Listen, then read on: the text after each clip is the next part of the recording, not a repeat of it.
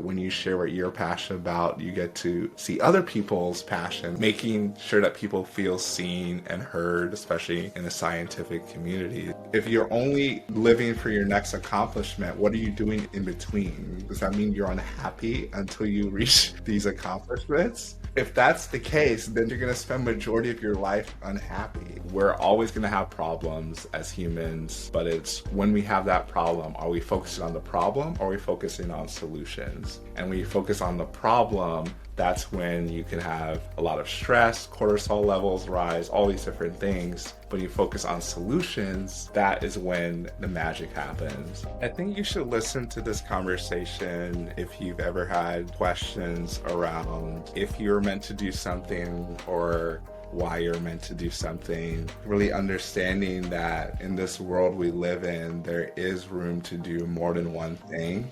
And you don't have to limit yourself by what others are saying about you or even what you think of yourself sometimes. If you're a genuinely curious person, this episode is for you. Welcome to the Science with Impact podcast. I'm Paul Faronbi, aka Incredible Paul. My background is in chemical engineering. I work as an engineer still in research and development. I also run a nonprofit called STEM. Our mission is to unite, support, and build community among all historically excluded peoples in STEM. And finally, the Incredible Paul part is my business, my brand, whether it's speaking, coaching, a lot of the stuff in the leadership realm.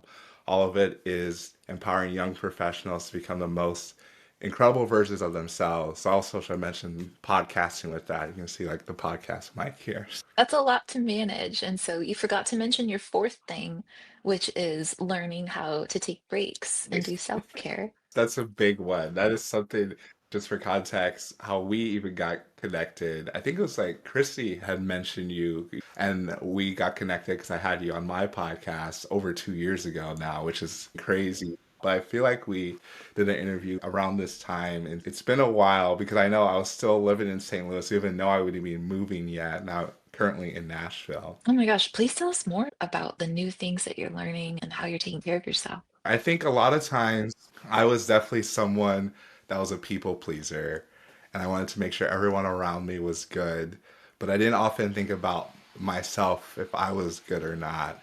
And this is where shameless plug for therapy because it's not something I could have just come up with on my own. I think it's just the way I was raised and being a child of immigrants and I guess immigrant as well because I was born in Nigeria. Just really understanding that yes, it's good to care for people who are around you and your loved ones, but you also need to understand what are the things that you want, what are the things that you desire. I distinctly remember this conversation about my therapist asking, like, okay, what does Paul want? And I was like, Paul wants what she wants, what that person wants. Paul doesn't care. I was talking about myself in third person. Paul doesn't care what he wants. Let's make sure other people are happy. So it was just like this journey of understanding, like, hey, what are the things I actually enjoy?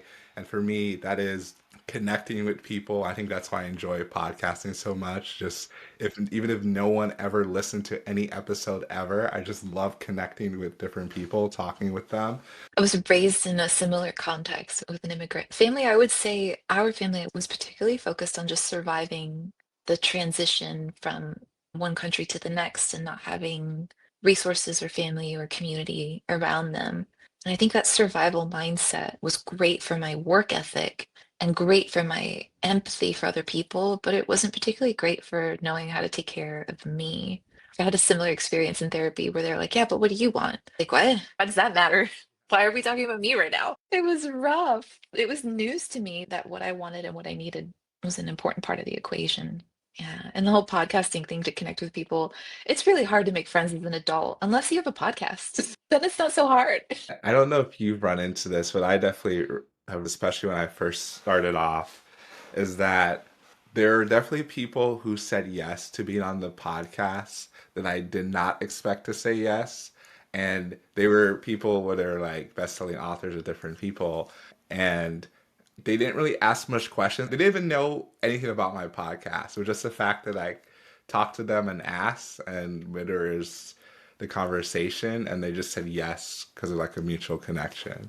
It's pretty great. And I share that sentiment that even if nobody ever watches this, It's just so worth it to connect with you. It's so worth it to connect with the people that I've spoken to. It's not about the views, it's really just about the connections. Can you tell us more about your life as a scientist? Yes, my life as a scientist, I think is pretty nuanced because I think I approach science from a few different perspectives depending on which job I'm in the moment. So I mentioned working as a research and development engineer, and that's something I think is directly in the science realm. Like people can understand this is science, you're trying to innovate new technologies, understand new products, working cross-functionally because I work for a private company and they're in the food realm. And so there's a lot of different things that go with that, whether it's on the regulatory side or working with different marketers, which I'm laughing at that because marketing is great, but often on the R&D side of things, we have to keep them in check about stuff that they're saying.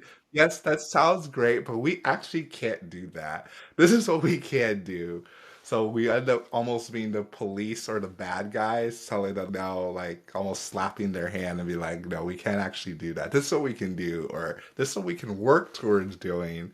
But there's a give and take with that. So that's on the more pure science side of things as an art engineer.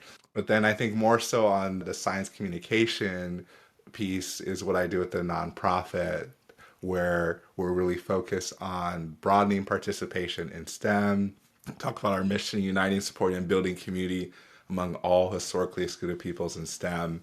I think now more than ever, it is really crucial, which is stuff that has gone on in this administration, and I won't get too political, but I think we all know that diversity and equity in STEM is not something that's like an add-on or something that disrupts other people. It's just something that's necessary. But so there's some challenges that we're working through there, and like grants have been canceled. I'm sure that you've seen that. And I think now more than ever is when we need community because that is the only way we can get through it is through it together and just understanding, okay, what are things we can do? Because there's certain things like certain language we can or can't use, which is interesting to say the least. And then we're trying to figure out, okay, how do we move forward? We have conversations with a lot of different people that were part of these grants. One of them, the Louis Stokes Alliance for Minority Participation.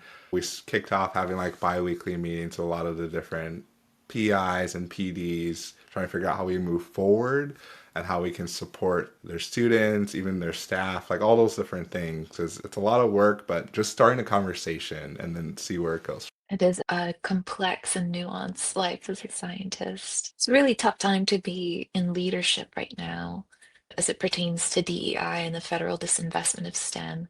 Navigating that fine line between advancing the mission but not going against executive orders that are something that we have to follow. It's challenging, right? Because you want to do the right thing, and the right thing has been a little demonized. And so it's just a little tiny bit. Yeah, it's been weird. It's been a really weird position navigating that. For anybody else who's going through that, I know neither of us are experts. We don't claim to be experts, but are there any strategies that have worked really well for you? Yeah, I don't know if maybe that have worked really well, but I think when there are tough times and being a leader in times like this is definitely tough. It can be stressful because you want to put everything on yourself. But I think that's when you have to lean on others and it's the value of community because sometimes there isn't something you can do in the moment. It's just taking the time to say, hey, this sucks and we're gonna try and figure out what we're gonna do. And sometimes people just need someone to sit with them and not say anything, just know that you're with them. Because it's really easy when bad things happen to just get into troubleshooting, firefighting mode. Like as people in STEM where we are problem solvers, we want to try and figure out how to fix the problem. You can dive into a problem too quickly and miss things if you don't take some time to reflect and pause and think about, okay, how should I be approaching this? Who should I be pulling into this? Are there other resources? Right now, within the government sector, there's not a lot that you can be done specifically within DEI. If you even say DEI, there's like unique ways you can go about doing this. But there's a lot more stuff in the private sector where there's foundations and different grants. So that's some stuff we've been looking into and trying to figure out how we can move forward. I know some companies have walked back from some of their initiatives, but other companies have been more resolute. So I think it's where us as consumers like really showing like what are the things we care about and supporting the companies who are continue to do that. For us, it's been really helpful to deconstruct what is it about DEI that was viewed as unethical. I've found that a lot of those threads seem to pull on equating DEI with affirmative action policies. There's this assumption, it seems like there's this underlying unspoken assumption that a person of color with the same qualifications is not as like exceptional or higher as somebody who's a counterpart with similar qualifications. Obviously, there's issues with that, right? But what we found is that there's still a commitment to broadening participation in STEM with the underlying assumption that we're pulling from all corners of the United States and bringing in all Americans. And I have nothing against that, of course, but finding a way to continue broadening participation in STEM, knowing that's the mission that is accepted today, and moving beyond support from the federal government. I'm hoping that this is a much needed wake up call for us as scientists on multiple levels. Being this reliant on federal funding to advance our work is risky. You know, it's clear that changes in administrative priorities happen. And if we're not prepared for that by diversifying where we're getting our support and funding, this is the result. So finding ways to connect with our industry partners, with nonprofits that aren't necessarily federally funded solely, finding ways to connect through informal science communication to broader society, making what we do relevant to everyone. I think that'll help a lot. What do you think about that? I definitely agree with that.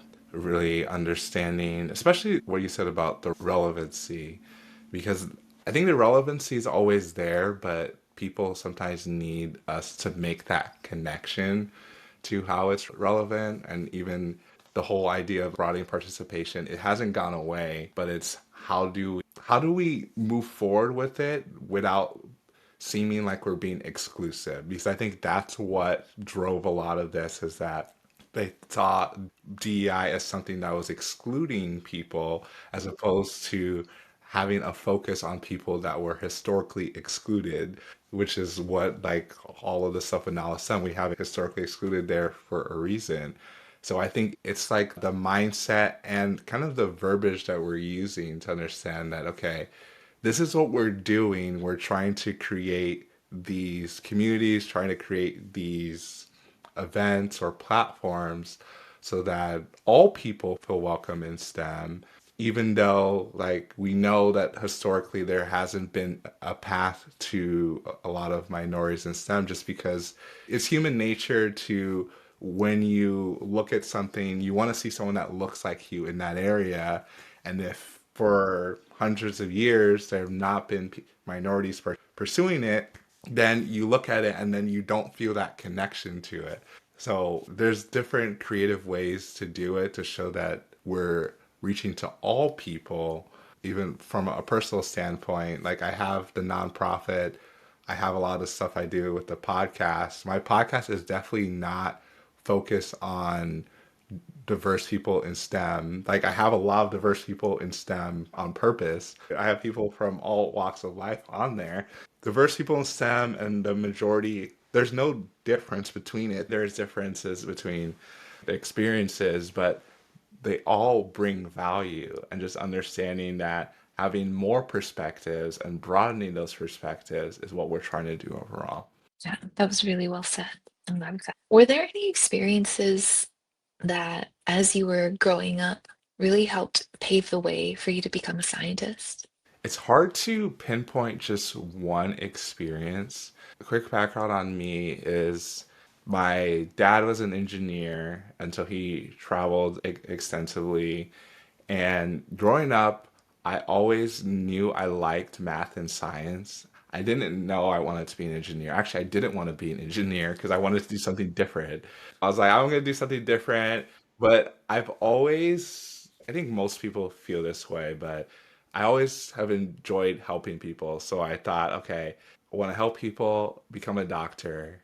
And from 4 years old up until when I was 18, that was my goal. It's like people ask me, what do you want to be when you grow up? I was like, I want to be a doctor because I want to help people. But it wasn't until the summer before my freshman year that I realized that I don't have to be a doctor to help people. That's not the only way to help people. It took until I was 18 in this summer program and doing research. It was called SPEED. It was a summer program for enhancing engineering development. That's where SPEED stood for.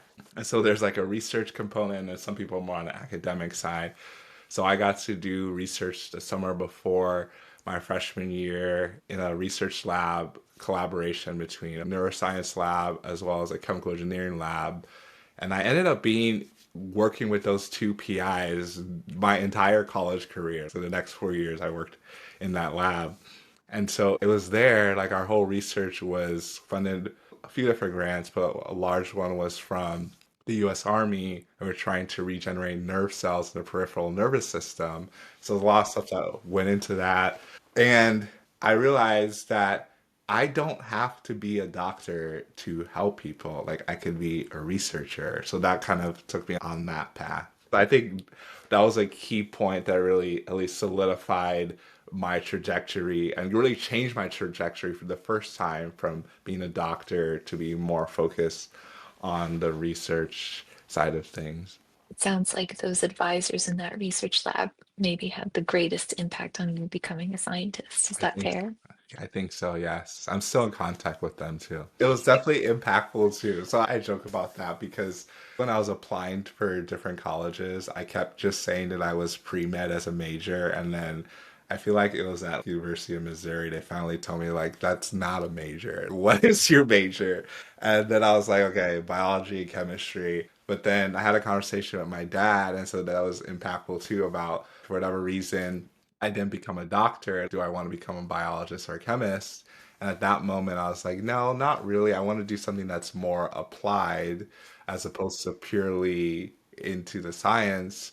And so that's how I chose engineering and ended up choosing chemical engineering as a quote backup plan to med school and becoming a doctor. It's interesting because it sounds like for you, it was driven with a passion to help people. For me, my love for science came from a passion to get away from people. I know it sounds really terrible, but it's true.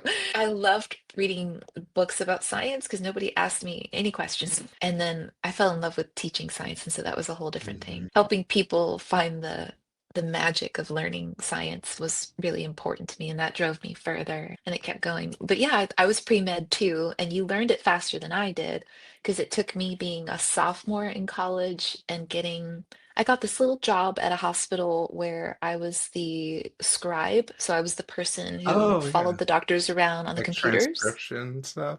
Yeah, my job was just to sit there and document what the patient's primary complaints were, what their primary medications and what the contraindications could be, like those sorts of things. I thought it would be a great experience because I would learn a lot of the medical terminology. I'd learn the software that doctors use to write charts, and I would get to see what it's like to actually work as a doctor. And I got all of that and the knowledge that I didn't want to do That's that. also important. Very important. If you want to dedicate 20 plus years to preparing for a career, I highly recommend doing some level of working in that space because you can really learn what goes on. It involved a lot more people than I wanted. So then I decided to become a researcher. So my life has definitely been a journey. Right now, I'm definitely like more in the middle. I would say introvert leaning or extrovert leaning, depending on what space I'm in. But the way it's been described to me is like how you recharge. And I definitely recharge by being by myself. It's not that some people are draining to me. Don't get me wrong. There's a lot of people that are draining to me, and I pick and choose who I spend my time with. But I recharge the most when I'm on my own, for sure. So you've done a lot of outreach and science communication, engaging others about science. In those experiences, is there any story or moment that really stands out to you as being clearly impactful to others? I think it's a lot of the things that I started with, even when I was in college. Honestly, the best description for me is probably a community builder. I think someone said that, I don't know where I saw it, and I was like, yeah, I guess I do tend to do this. Like, whatever I'm doing, I have to build communities. In college, I was a part of starting a new student organization dedicated to research. It was like through our LSAMP, they were like the sponsors for it. And I think working through that and just understanding like what it means to start a student organization, and I was like the treasurer for it, and doing different recruiting for panels, talking to professors or even industry people. I think it was always impactful to see when people joined an event. So one of our big event that we started was our annual student networking event. I think the first year we ended up having like almost 200 people there. Like we were not expecting that many people, but there's 200 people there. We had a research lab on campus, a national lab on campus. Like they helped with some of the venue stuff. We had food there because if you want to get people there, you need to have food. So we had catered food there. We had opportunities to do speed networking where we had these different industry people as well as professors there at different tables. I think we did rotations every few minutes so that people could get to meet all the different people in academia and some of the people in the industry. And at that moment, I was a treasurer and with the president and VP that we had helped found this organization. And I think that was a really impactful event. So we ended up the yearly. So I got to do it a couple more times since then and got to improve on it and how we did our outreach and things. It really showed me that this is something that is needed. People are looking for opportunities to connect in person. I know you've built a strong community with Nala, STEM, and your podcast. What strategies have you found most effective for uniting and supporting people in STEM? I think the way to do that is really, as much as I love virtual communities, I think there needs to be some sort of in-person aspect to it. So even when we were first launching Nala, all the same thing, but we started by going to different conferences to see like people wanted a larger community because the whole idea behind it is LSAMP is a grant from the National Science Foundation. The way grants usually end up working is all of them are a little bit different and it's really more segmented and you don't always know who are the other grants and other people who are a part of it. So my institution, Iowa State, was a lead one for LSAM, and I had reached out to a regional one, and then I had talked to one of my co-founders. I reached out to a couple other people to become co-founders, and we were going to a conference in Chicago for Illinois' kind of community for LSAM. And so we presented the idea, and we were going to go to different conferences. And the biggest thing behind it is that people wanted to be able to connect with people who had shared experiences, even though if it wasn't at the same institution, but understanding that we have the shared experience of sometimes that we feel like we don't belong, imposter syndrome being a common theme, and really trying to navigate and create our careers. Because that's something that I learned pretty quickly after graduating was that I don't have to have everything planned out. Even if you do, you probably will come across things that you're more passionate about that you want to pursue. And that's something I try to highlight in the podcast. And I think that resonates with people. Very few people have a linear path. And even if they do, they have other things that they're doing alongside that linear path that kind of like bolsters and helps to fuel them. So I think it's really understanding and meeting people where they're at. And what I've been learning is that when you share what you're passionate about, you get to see other people's passion. I know that we both share the passion for science communication, broadening community, and really making sure that people feel seen and heard, especially in the scientific communities. And I know that's why we're still connected to this day. As a Maxwell leadership coach that's certified, you're legitimate. You help a lot of young professionals reach their full potential. I'd love to know what are some common barriers that you've seen in that work that you've done?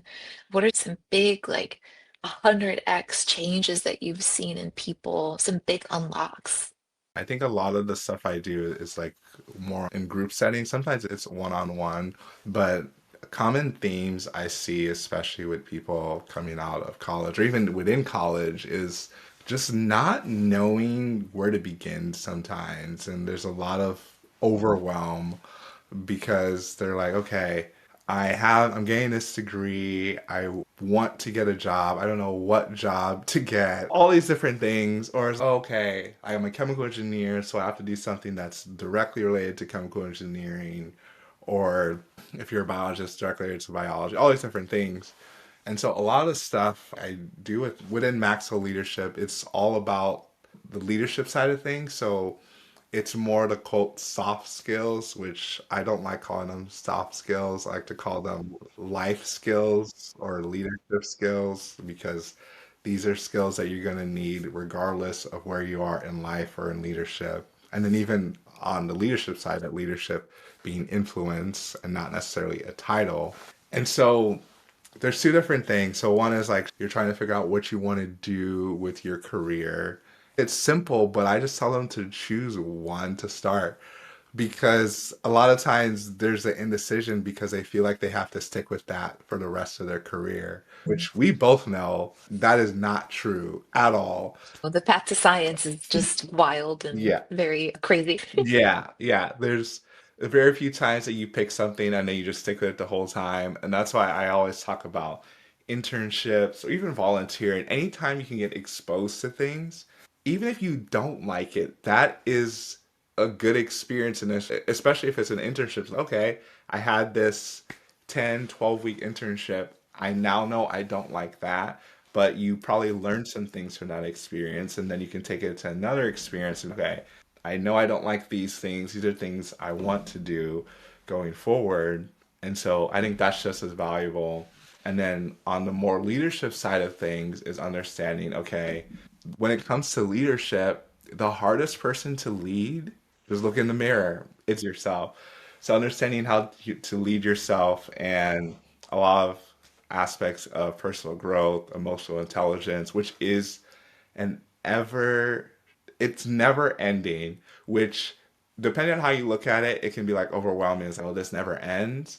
Or for me, I think of it as exciting because no one has it figured out. So that means I don't have to have it figured out either. I just have to make sure that I'm just taking one step in front of the other every day and don't bite out more than I can chew. It's almost like the soft skills, air bunnies, soft skills. They're just perpetual skills. You never reach a point where you're like, I have mastered emotional intelligence. Or if you do, maybe you should reflect on your emotional intelligence. Just saying, it's a forever skill. So we're always going to have problems as humans, but it's when we have that problem, are we focusing on the problem or are we focusing on solutions? And when you focus on the problem, that's when you can have a lot of stress, cortisol levels rise, all these different things they talk about in the book. But when you focus on solutions, that is when the magic happens.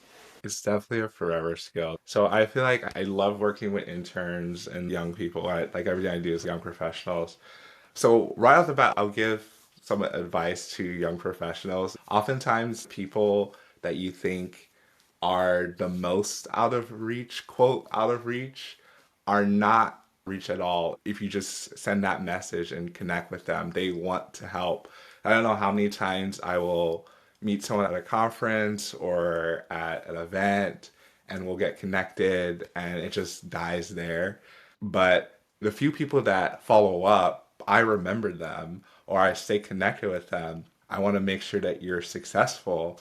So I think just being intentional about those relationships that you're building and people you're connecting with, it doesn't take as much effort as you think just to send a follow up or just say, I think a quick hack is like if LinkedIn or something tells someone a birthday, that's a perfect opportunity to go back in there and restart things.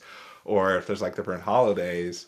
But I think that's something that's overlooked is that people usually remember, and sometimes people are like, oh, wait, maybe it's been so long, I shouldn't reach out. I'm like, just reach out. You just never know. So to summarize, make a decision, like just start, send the message, and follow up. I had a situation, I didn't end up working for this company, but I had helped organize an event for someone had worked on an innovation for a new project back when I was at General Mills. That person ended up leaving to work somewhere else. And I was looking at different opportunities. It had been years. We were connected on LinkedIn, so that's another plugin for LinkedIn. If you can stay connected or whatever platforms that come up.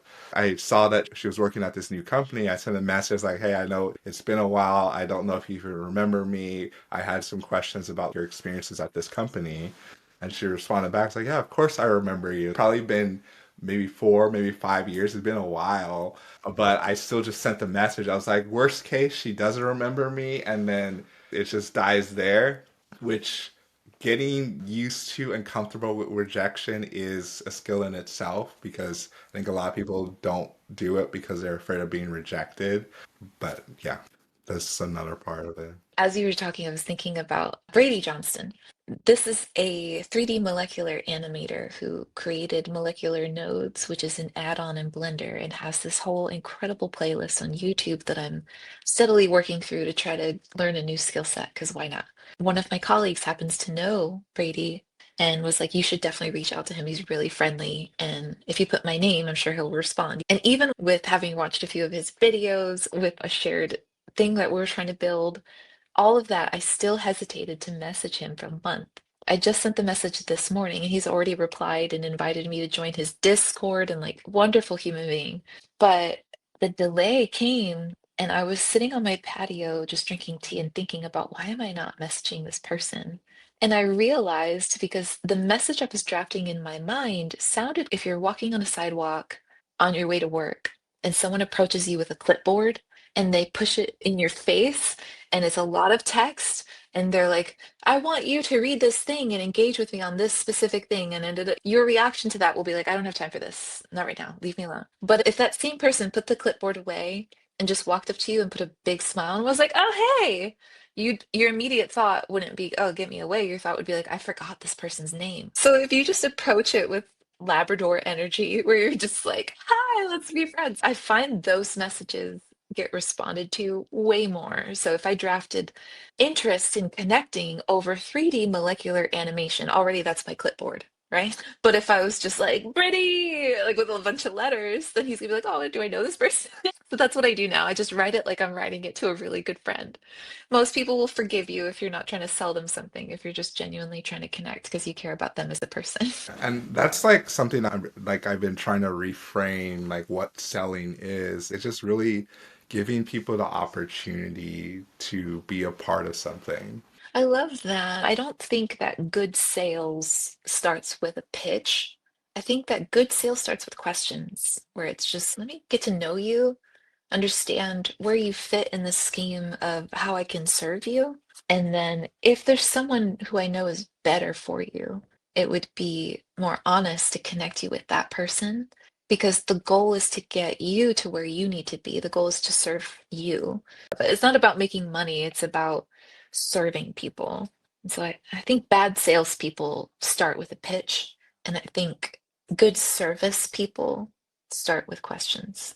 How do you balance your technical expertise, but with other perpetual skills like communication and mentorship? And is there any advice you'd have for people who are wanting to or already navigating that duality? Yeah, so that's another great question. Lots of great questions. And I think definitely when you're in college, whether that's undergrad or grad school, the focus is definitely on the technical side, like making sure you're getting the grades, getting through school. It's really hard to do both at the same time because one of them's going to win at the end of the day, and you want to make sure you're actually matriculating, getting the degree that you want, all of those things. I think there's opportunities, and that's why I really like podcasts or can be with books, but setting attainable goals for yourself to do something to help your professional development, emotional intelligence, any of those things. And it doesn't have to be that big. I think there's a stat that most people after high school don't read another book, or maybe they'll read five more books in their entire life. It's a crazy stat. I think that bars people who go to college, but even for college, most people after they get their degrees, they're like, I'm good. I don't have to learn anything anymore. The thing with life, with anything, is that when you're not growing, you're actually receding, you're going back. You don't really just stay at the same point with anything. I love to learn really whatever it is. I'm just a curious person. So I think the way to balance it is understanding, okay, what are the things I need to do?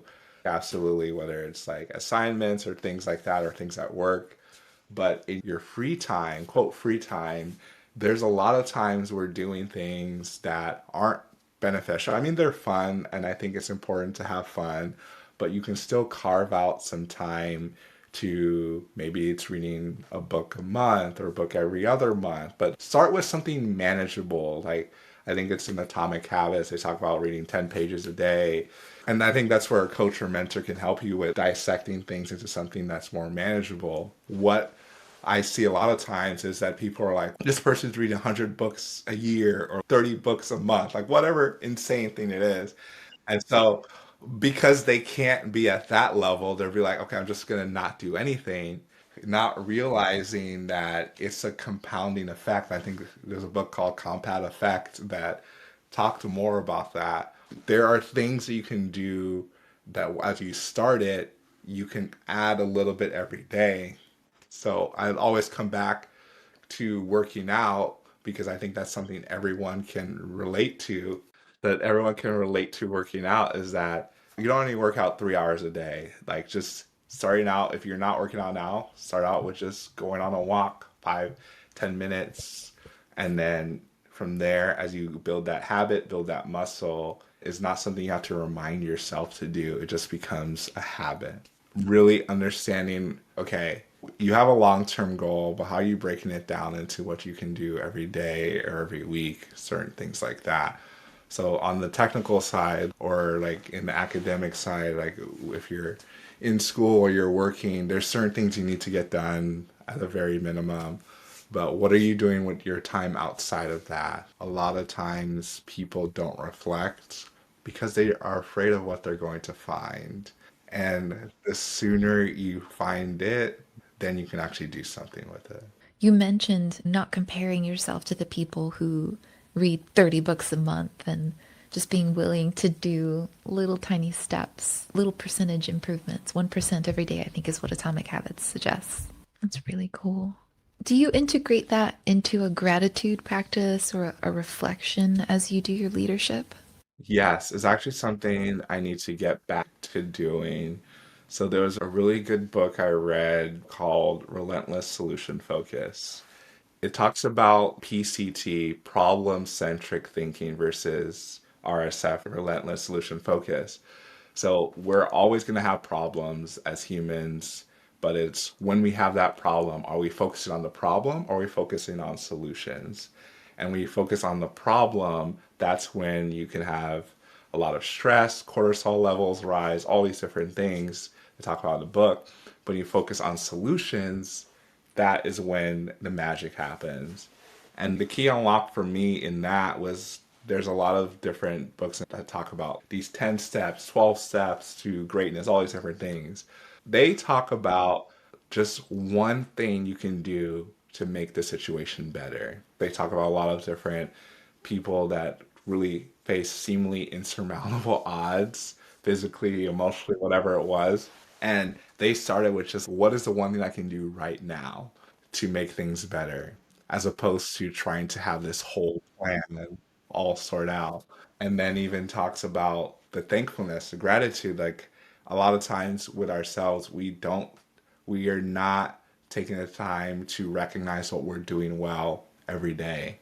And so when the person actually came and talked to my church, was doing a lot of different business stuff like once a month for a while. He came in, he doesn't usually talk to churches, but he was friends with my pastor and he's like, I'll talk to your church.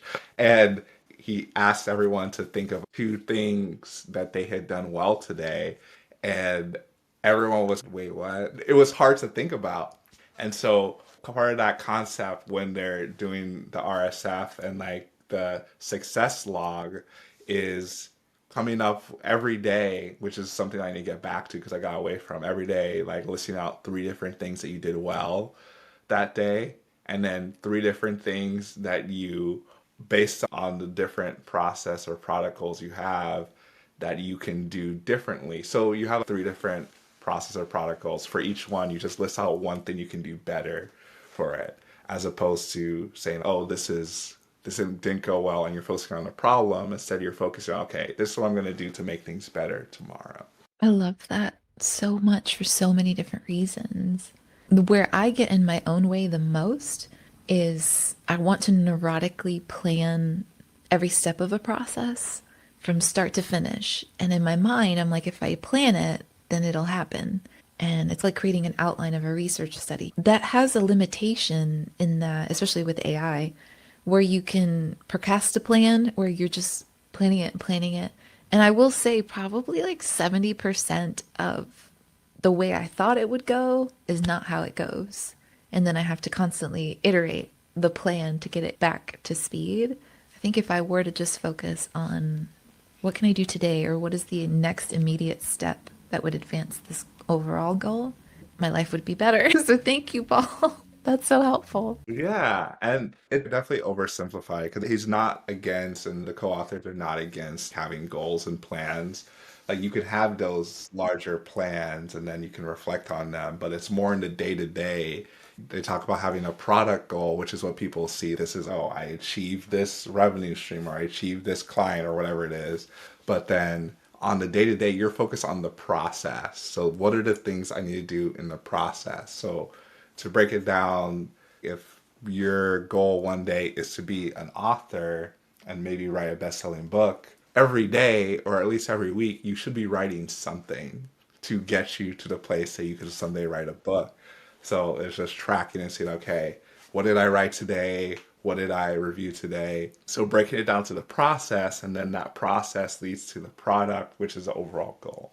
So Knowledge STEM is focused on giving back to students and building a supportive community.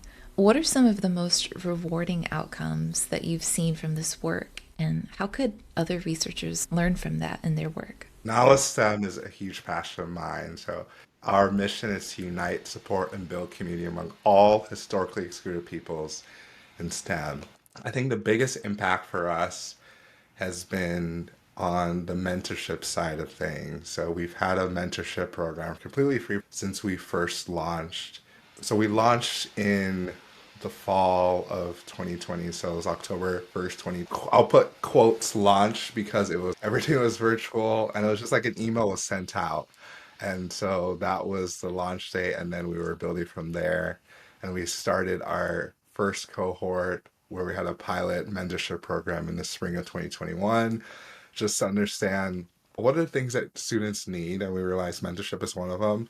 And oftentimes, the mechanism of mentorship is something that certain students, and I think STEM students, because we tend to be more introverted, it's harder to find mentors. We know we need them, but the whole like reaching out, talk to someone piece can be intimidating at times. So that's what we've been able to do. And since then, we did it again in the fall of 21, and then fall 2022 is when we expanded it to be for the school year. And so it's really been the third year in a row that we've had it for the school year. So having those relationships with mentors, and it still remains to be seen because Nala is about 5 years old, and we know even from my experience, I've had mentors that have been in my life over 10 years just to see how far those relationships are going to go. But I think the biggest thing has been the community they've been able to have with each other as mentees, and then honestly understanding that there are people out there that look like them that are doing the thing and are willing to give back to them as well. So, in terms of mentorship and connecting those dots, I think Knowledge STEM, don't they fill in that gap that happens with the LSAMP where, now that portion of your graduate career has ended and now you can develop community with NALA? That has been our goal from the beginning, is been focus on, and there's the bridge to doctorate as well, but it's really focused on people who are currently in undergrad, and I know there's some focus on the grad school as well, but there's less of a community around it and there's less support. And so, what we have done and what we've been trying to do is to build that community not only with those who are in grad school, but even across the different LSAMs. So, the way LSAMP, and I can't remember if I describe what LSAMP is, Louis Stokes Alliance for Minority Participation, and it's a grant from the US government. And so it's completely independent the way colleges or universities apply to it. It has the same focus, same mission, but because of that, there could be multiple to the same state and they're not aware of them to collaborate on different things or learn from each other. So having the opportunity for knowledge sharing and community is really critical. And then even in this landscape right now, so there's been a lot of stuff with grants being terminated and LSAMP has been greatly impacted. It hasn't been completely terminated because it is, without getting too much into it, it is congressionally mandated, so it cannot be completely terminated. But there's been specific grants and universities that have lost their LSAMP funding. So a lot of the stuff with LSM we've been focused on now is how do we continue to do this work with little to no funding from the US government with these grants. So in the last few weeks, we've kicked off these biweekly meetings with multiple different LSM across the country, trying to understand what can we do, what support can we bring. So it's almost a full circle moment because we were a part of LSM, it poured into us, and now as LSM, we're helping to further the work on the other side. That's a really beautiful thing and a connection. For the researchers who are listening, what is it that they can learn about how to develop leadership, knowledge sharing, and community for their students? I think as researchers, as scientists, there's a tendency for us to get really laser focused on what we're doing, and there's value in that. And I think it's necessary. But I think we also need to take the time to take a step back to see how it fits into the bigger picture, the bigger STEM picture, and really this whole idea of broadening participation in STEM. I think it is really key because we want to do our work. We also want to make sure people know the work that we're doing and the impact that it's making. So I think one of the things that can be done is a lot of it, I think it's the stuff that you're doing, especially with Science with Impact, is sharing these stories, sharing what is being done on a broader lens, because there's a lot of work being done in science, technology, engineering, and math that are maybe more behind the scenes. People don't know about it because they don't hear about it.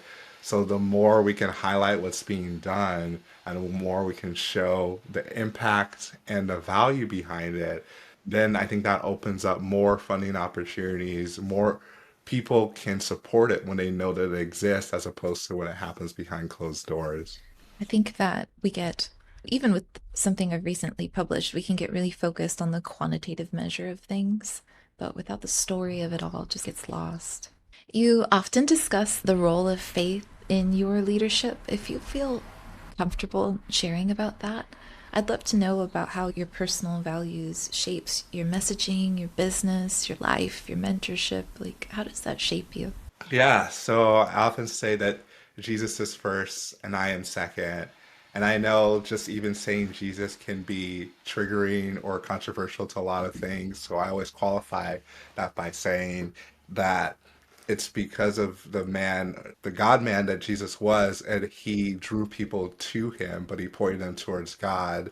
And he always, like, without getting too deep and spiritual, like, anytime people interacted with or were confronted with Jesus, there was a change that happened. They wanted to be better versions of themselves. They wanted to just put aside all the worldly things and do better.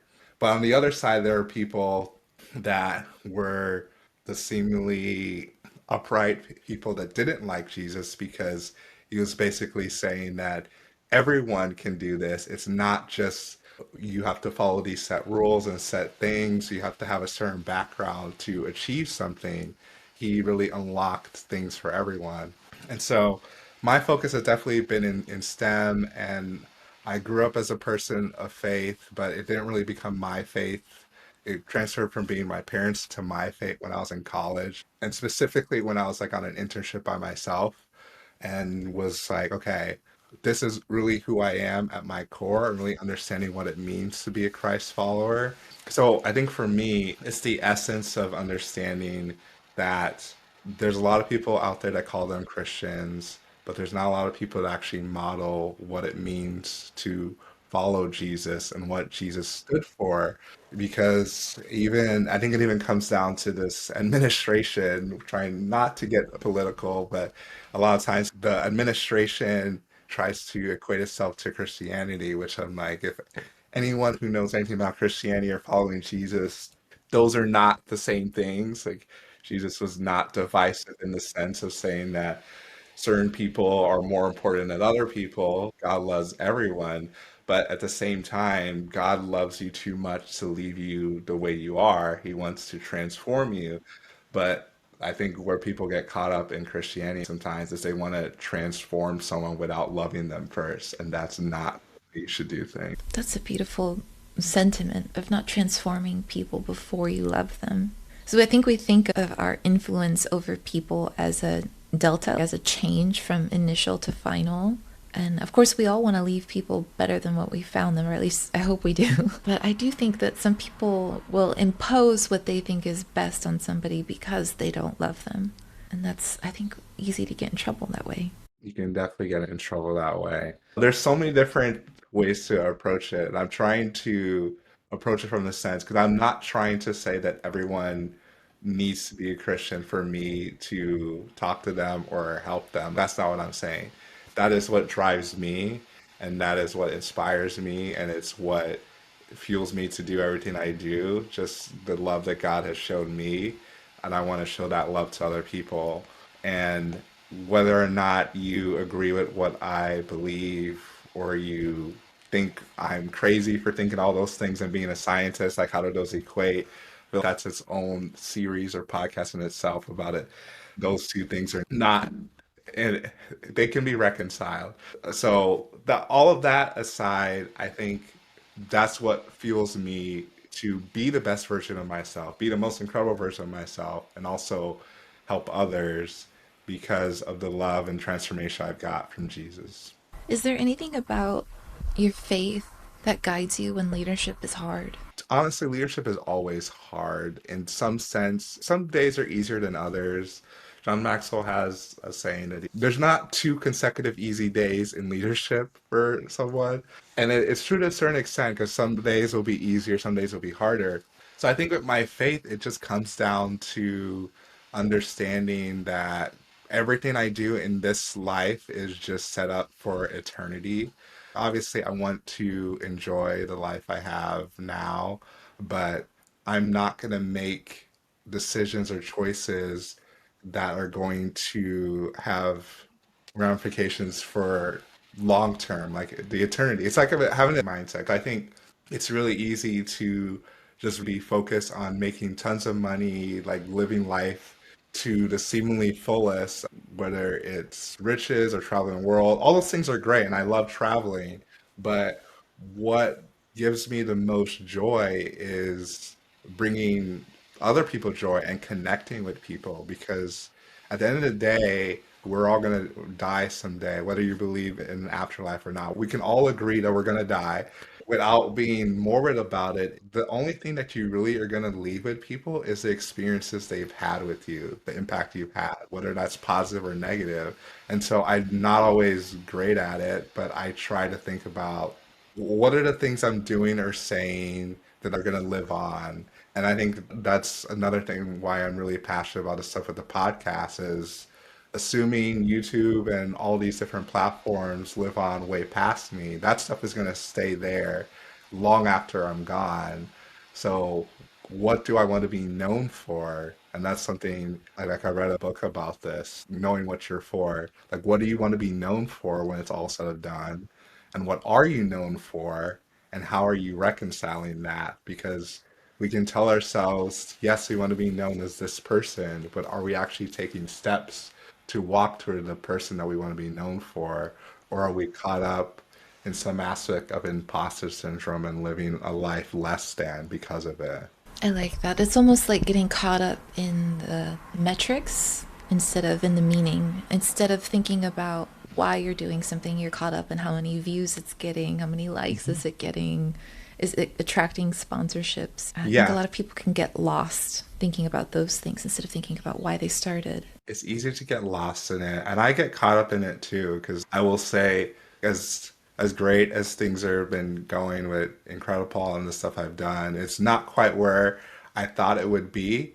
But then at the same time, I remind myself like I didn't start this for an X amount of followers or X amount of money. I started this because I was really passionate about learning and I wanted to be able to share what I was learning with other people as well and help people be impacted anytime they interacted with me.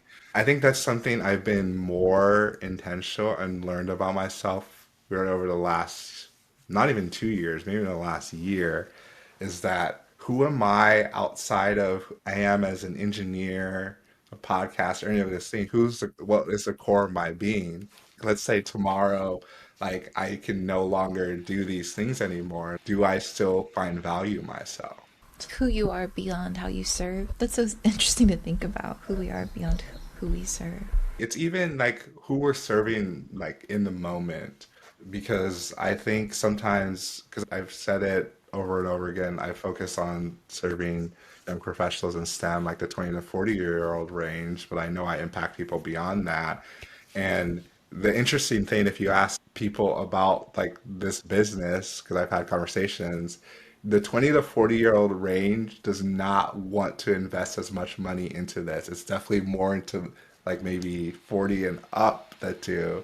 So me even focusing on that has already limited, I put in quotes, the amount of money or seemingly status I would have because I'm impacting an age range that doesn't necessarily value it yet. Like they will value it, but I also know that the earlier on you get it, it's just going to make a larger impact longer term.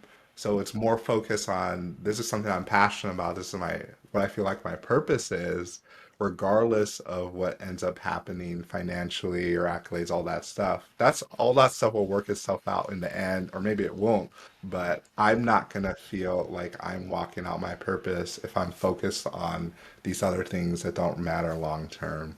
That makes a lot of sense. And when you're saying it, you mean leadership and growth in those spaces. In those, yeah, exactly. When you think about where you thought you might be versus where you're at, how does the meaning behind what you do keep you going? I think it keeps me going when I focus on the right things. Because it can be really easy to focus on, okay, I have this, these are the people I'm impacting, but there's all these other people I'm not impacting, or there's other people that don't know who I am yet. But instead of that, I try to focus on, okay, this is the impact I'm making. These are the people who value what I'm doing. And almost every time I talk about what I'm doing to someone who's never met me or comes across me, they're like, they are, I don't know, stunned or they're like surprised or get excited about what I'm doing.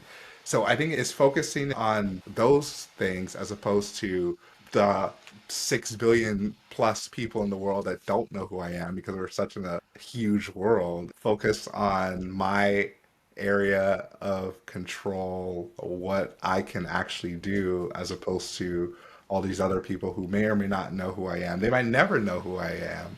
But at the end of the day, the way I see it is I've got to do what I feel like God has called me to do, and then everything else will work itself out. What do you feel like God has called you to do? It's definitely one on this journey of personal growth and development. It's just something I'm really passionate about, whether I share it with people or not. I am almost obsessed with becoming the best version, most incredible version of myself.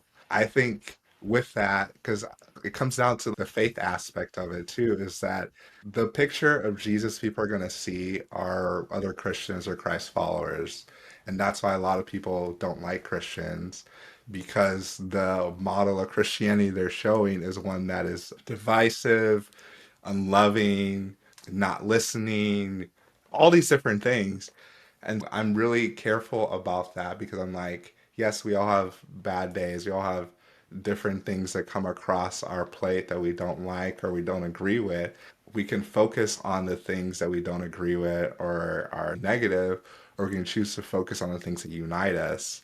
And so I try to focus on those positive things and also focus on how I can be a better version of myself, whether it's on the leadership side or it's on the fitness side of things, it's on the finances side or like investing side. I have pretty big aspirations for Incredible. There's the leadership side is just the beginning. There's so many other things that go into becoming the most incredible versions of yourself. But I also know that I have to be patient about when it needs to come out and not try to do too much because there's definitely been times I've done too much and overwhelmed myself and I have to take a step back. And I think I mentioned at the beginning, I know I'm too many things, and this is a year of me scaling back. As many things as I'm doing, I've actually scaled back, believe it or not. Whether it's even in the knowledge STEM with a nonprofit, like I'm still leading it, but there's just been opportunities that I've had my CEO lead more things or try to empower more people to do things as opposed to me always being at the forefront of things.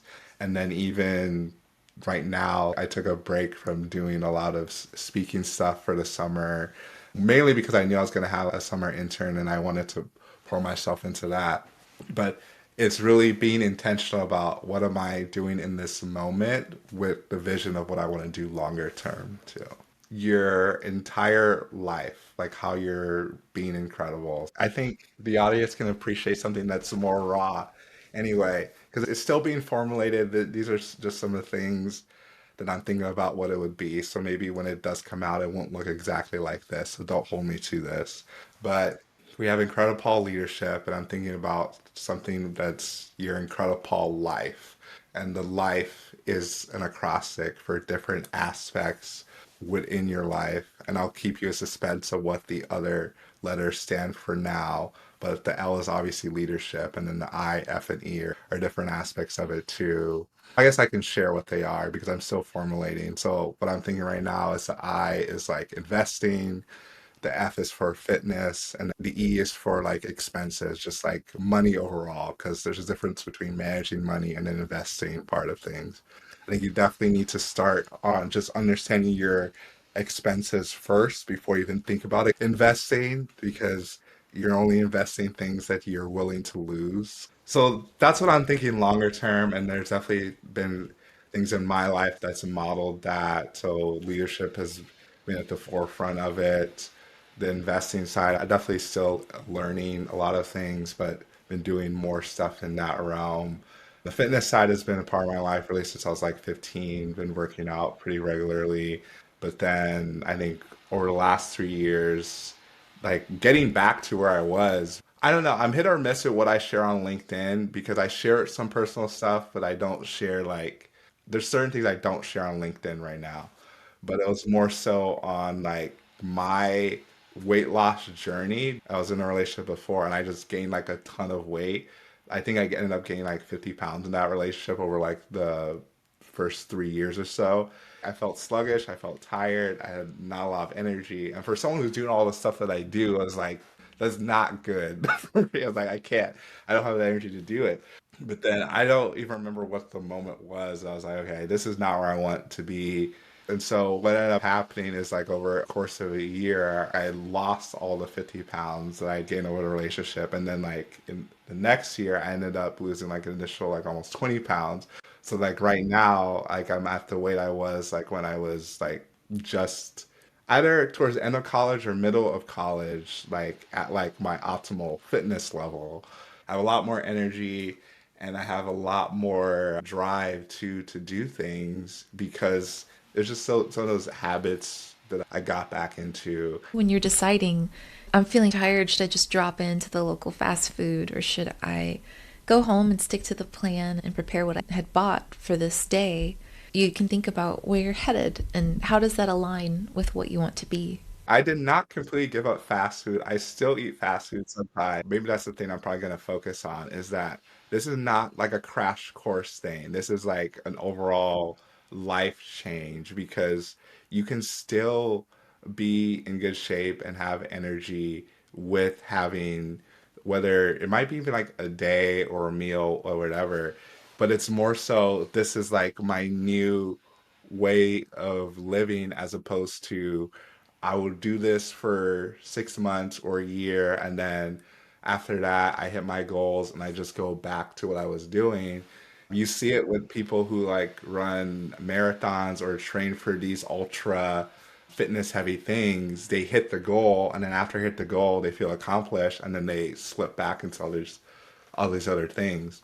So it has to be a mindset of this is not just something that is in the short term, this is a longer term. I talked about start with why and just understanding your purpose behind it. Like, why are you wanting to do this? If you're wanting to do this for just so other people can look at you and say, oh, you look great, maybe that's good enough for you. But I think the real motivation is like the feeling you get from having the energy and having the drive to continue going. Because what if you look like this and no one says anything? Then what are you going to do? I love that you're orienting your motivation internally and letting that guide you. It sounds like with your long-term growth and internal motivation, like what part of what you might be wanting to cultivate in people is falling in love with the process of growth instead of the milestones of growth. Is that right? This whole idea that people think that success is a destination and they call like destination disease. But what I like, you look at any of whether celebrities or people who reach made it, they've made millions or billions of dollars. And they all say the same thing that it doesn't really mean anything up to a certain point. And I think a lot of us that are not in that realm, we haven't made it, we haven't quite made it. We're like, yeah, maybe it's like that for you, but for me, when I get there, it's going to be different. I'm going to feel like some sort of accomplishment. But almost every successful person says the same thing. You're always reaching for something more. There's always something to achieve, whether it's another award or another money mouse, all these things. But for me, I think there's more to life than that.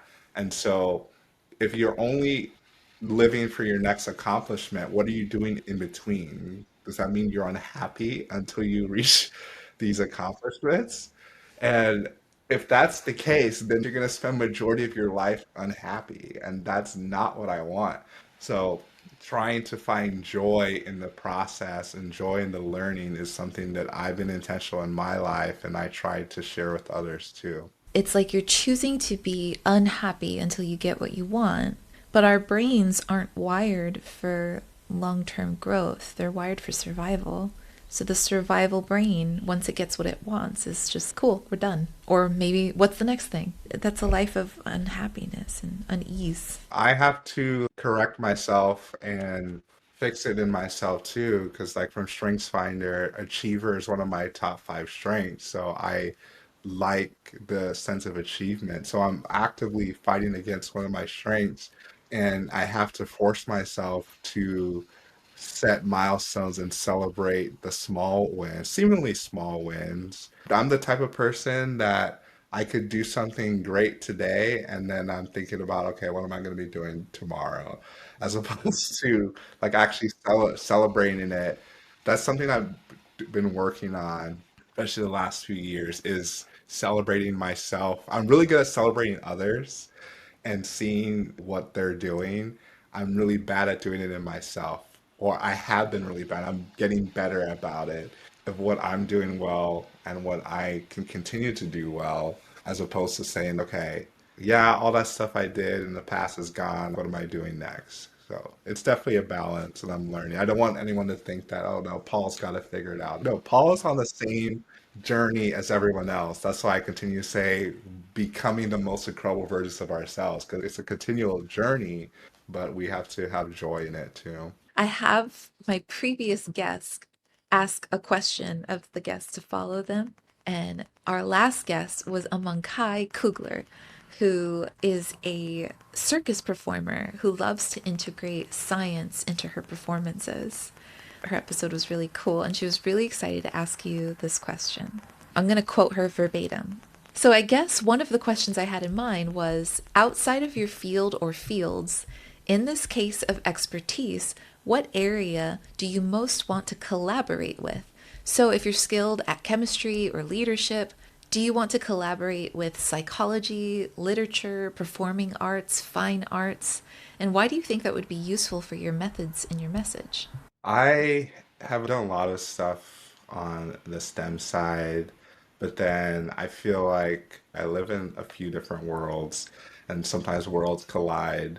I'm very much in the STEM world, but I think collaborating more with people on the entertainment side of things would be interesting. I think I've started to do that with some people on the podcast, especially the STEAM side is more the entertainment side of things, because I know there's opportunities with making it more engaging and more fun. I already know this about myself. Things that I find fun, not everyone finds fun. As you collaborate with different people who have a different way of looking at things, especially on the content creation side of things, there's different things I've thought about doing more of because I don't like to take myself too seriously. A lot of the topics I talk about tend to be serious, so it's trying to balance it and make it more lighthearted. Doing more stuff in entertainment side, collaborating with them more would be interesting and probably impact more people because leadership skills, life skills, soft skills, beneficial for everyone. If people can't resonate or connect with it as much, then it's harder to reach them. That makes sense. So you're saying like the entertainment side of it can connect the bridge between what you think is fun and how other people would perceive it as fun? Yes, I think so. I think that's why I wanted to do more media as well. We write papers, right? And we write workups and one pages and all these things that are like high technical writing. They're intended to communicate from expert to expert. But I think if we were to read those out loud and have people listen to them, that they would hate it. So being able to take this highly technical, complex thing and break it up into something that's beautiful and engaging, driven by story or by visual or both, is a beautiful thing. Because I've actually had a few people on the podcast, at least as the time we're recording, integrating hip hop with protein engineering, which is something that you don't see very often. So it's things like that, like understanding how you're actually creating a song or a track and how that relates to the different levels of protein engineering from the primary structures to the coronary structures. And he broke it down a little bit on the show. But I think it's more stuff like that that is really technical, and he still works in a lab as a principal scientist. He has a lab, but he's also doing that. So I think more of that can resonate with the general public that doesn't often see what it actually is doing, and they can connect with it more. I think it opens up the door of allowing people to see themselves in STEM a little bit more clearly because it doesn't have to be this like really narrow definition of what STEM looks like. My next guest that I'll be recording with is Dr. Bradley Olson. Dr. Olson is an incredible research scientist at MIT. What seems to be really important to him from my perspective is taking his research in polymer chemistry and informatics and translating that into culturally grounded, world-changing initiatives in education. For example, he and his graduate student took this wonderful research they were doing on like stretching out different polymers and looking at their different material properties and turned it into this kit for I helped them turn it into the kit, but they turned it into this summer camp experience where they helped students in the universities across Brazil apply it to the material science of soccer balls. I would love to know what's one challenging aspect of what you do that you would really like to ask Dr. Olson about. Why soccer balls specifically? But I guess I'm curious if he was not this prestigious scientist at MIT, what would he be doing and why? Because I think there's always a different version of ourselves, or like there's intersections we have that we could have gone one direction or another, and we chose to go one. Is there anything that he going back as on his path that maybe he still wants to do or felt like he could have gone a different direction that maybe people don't know or haven't realized about him? That might be my question. Why should our listeners, who are primarily research scientists interested in broadening their societal impacts, listen to our conversation? I think you should listen to this conversation if you've ever had questions around if you're meant to do something or why you're meant to do something, or if you can even do multiple things. One of the things that I struggle with coming out of college is I went to school to become a chemical engineer. That means after I come out of it, I'm going to know exactly the things and I need to be focused on it. I'm not going to do anything else. And so I think really understanding that in this world we live in, there is room to do more than one thing. And you don't have to limit yourself by what others are saying about you or even what you think of yourself sometimes. Because limiting beliefs are real, and sometimes people can see things in ourselves that we don't see, and really honing in on those things and really being curious in your journey. If you're a genuinely curious person, you like to learn new things, you like to challenge the status quo, I think this episode is for you. Paul, thank you so much for being on the show today. Absolutely. Thanks for having me.